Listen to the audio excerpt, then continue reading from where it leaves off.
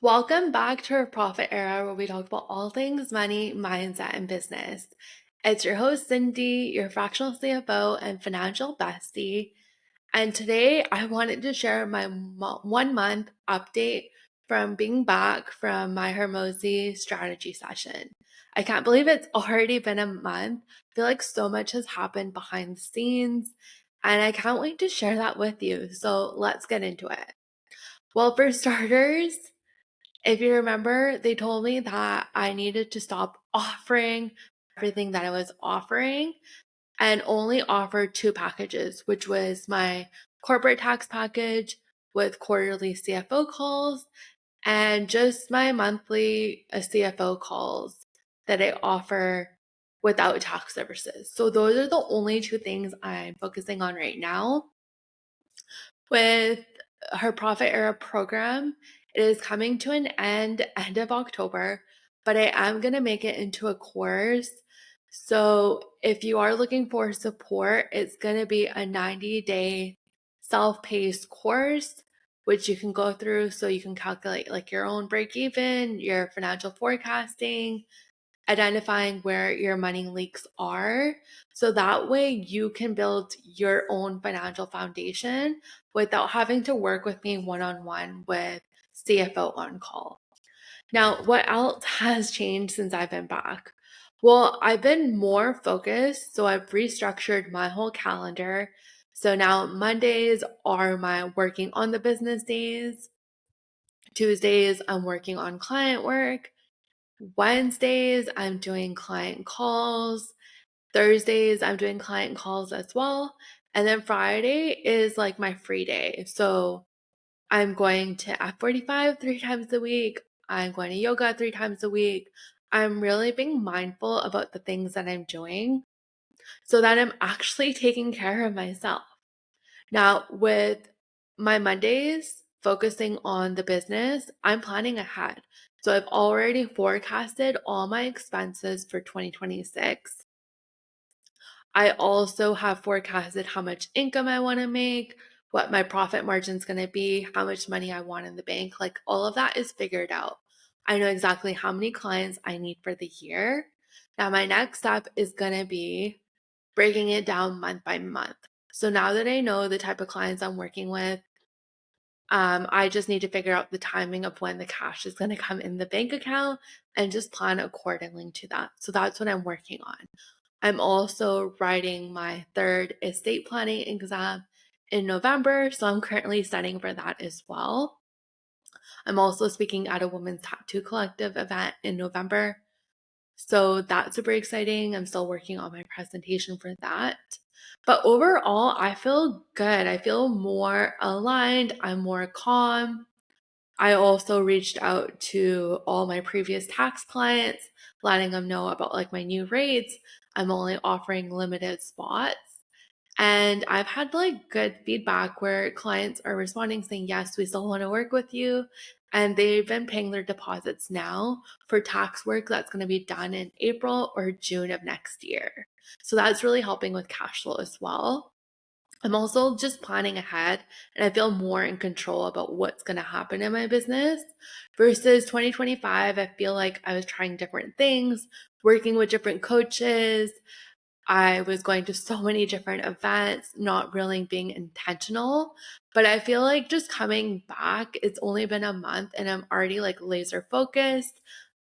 For anyone looking for services, I'm kind of pre-qualifying them, asking the right type of questions in the DMs before I can get on a call with them. I was also reflecting on my calendar, just going through it for the last like 8 months. And I was doing so many calls with the type of people that didn't even qualify for my services or working with me. And I was just like, wow, that's so much time I spent going on calls, doing all of these things, just wasting my energy rather than pre-qualifying people ahead of time and then getting on the calls. Even now, through my website, I'm getting a lot of inquiries, but they haven't been the right fit. So I've had to tell them that based on where elevated accounting is headed, they're not the right type of fit, and I can refer them to someone else, or just like good luck finding someone that could support you with that right now. That's not what we currently offer. So it has been hard setting boundaries and saying no to things, but I know at the end of the day, I'm just protecting my energy. Now, with my two new offers, this is the highest amount I've ever charged in the last 3 years. It has been scary, I'm not gonna lie, but I just sold my highest package to an existing client, which felt amazing. And now I know like I'm building momentum. So after I want to say about 4 clients, my price is going to increase again for my corporate strategy plus quarterly CFO combined, which is super exciting. I'm also showing up on LinkedIn, posting consistently on there, which is really helping me. I'm still getting my media features, just basically maintaining my public relations stuff I learned from Katrina and have a new plan in place, which is really good. I'm also batching my content and being more productive.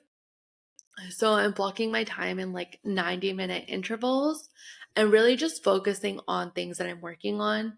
I'm also trying not to spend that much time on social media. It has been hard, so I'm really trying to just post and not be so consumed by comparing myself or seeing what everybody else is doing. One thing I also did was I unfollowed a lot of accounts on both LinkedIn and my Instagram. So basically, anyone that didn't feel aligned, or like coaches, influencers, celebrities that I didn't want to see anymore on my feed, I just removed. So I unfollowed. I removed some followers as well that weren't really aligned with where I'm going. But overall, it feels good to just remove, restructure, and reposition myself. I've also started batching my content. So, first week of October, I sat down, planned out all my LinkedIn posts, and scheduled everything.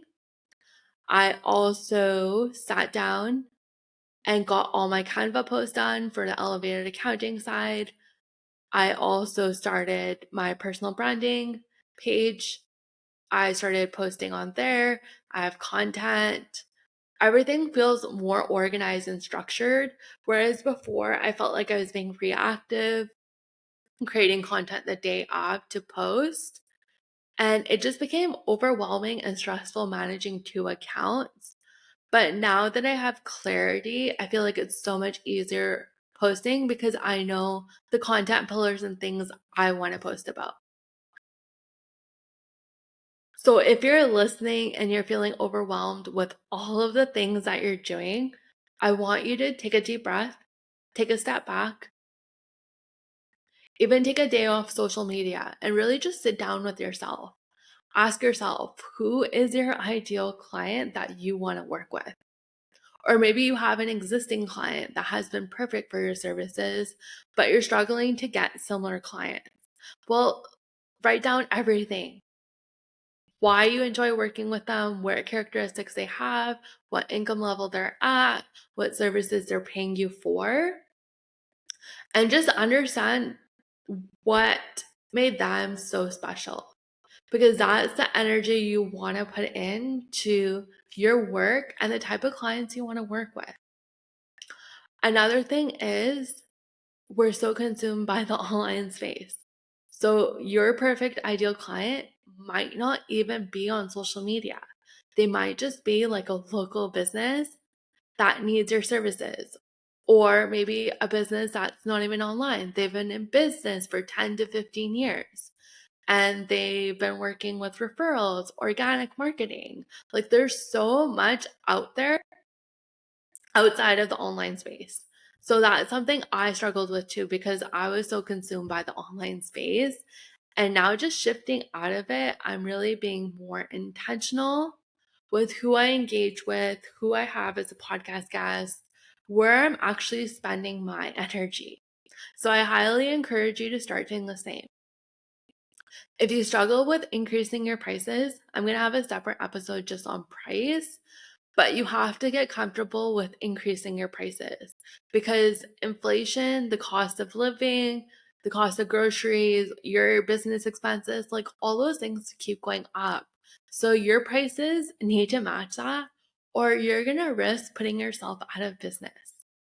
So stay tuned for that new episode as well. I'm going to be going more into depth on pricing. Another exciting thing that has happened is I started emailing people like Mark Cuban, Manjeet,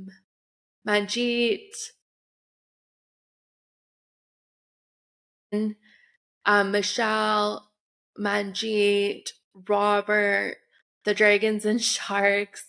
I started emailing them. Someone that was on Dragon's Den just last week, I emailed her as well because she had such magnetic energy about getting them on a podcast. Now, Mark, he emailed me back within 12 hours. He responded with saying he's swamped, but I'm going to keep emailing him every quarter and see if I can get him as a guest. Now, the woman from Dragon's Den, she responded yes. And I'm recording a podcast episode with her next week, which is super exciting. I can't wait to share all of those details. But the reason I'm sharing this is shoot your shot. Like, if there's someone you admire, like a celebrity, someone that's really famous, or someone that really feels like out of your reach, just email them, send them a DM. I even had someone that I really admired. I listened to his podcast like on a weekly basis. He sent me a voice note pitching me to join his program. So, like, you never know what's going to happen if you don't put yourself out there. So, I highly encourage you make a list of like 5 people that you really admire that just feel out of reach and just connect with them. Because if you don't, you're always going to be wondering like what would happen if I connected with that person or I got in touch with them. For myself, Dragon's Den is having like their 20th anniversary event in Calgary. It's a free event. And I decided to just book a flight to Calgary for the day to go to the event. Now, Manjeet, Michelle, there's going to be different dragons, businesses, even the woman that's going to be on my podcast. She's expected to be there as well. But it's just a huge opportunity. And it's just like, why not be in those kind of rooms? So I'm super excited. I'll do a podcast episode once I'm back and recording content so I can share what that was like. But just be very intentional with what you're doing. So find the right type of rooms and conferences that are really going to help you because we go to a lot of events. We get super inspired and motivated. We come back and nothing comes out of the event or we don't take any action. So I highly encourage you get into rooms where people are doing so much better than you. That's it. Just get into rooms people are doing better than you. You're going to learn so much. You're going to be so inspired. You're going to be so disciplined. It's going to make a huge difference. Whereas if you're going to events with people in the same industry as you, same thinking as you, you're only going to get so far. So that's my advice for you. Really understand what your purpose is. What do you want your business to look like in the next 3 to 5 years? What kind of services you want to offer, what type of clients you want to work with. Because in order to get to that place, you need to start taking action now. So whether it's changing your offers, changing your prices, changing the type of clients you want to work with, like that all has to happen now. That's what I'm working on. So the clients I used to work with are no longer aligned with what I'm offering now.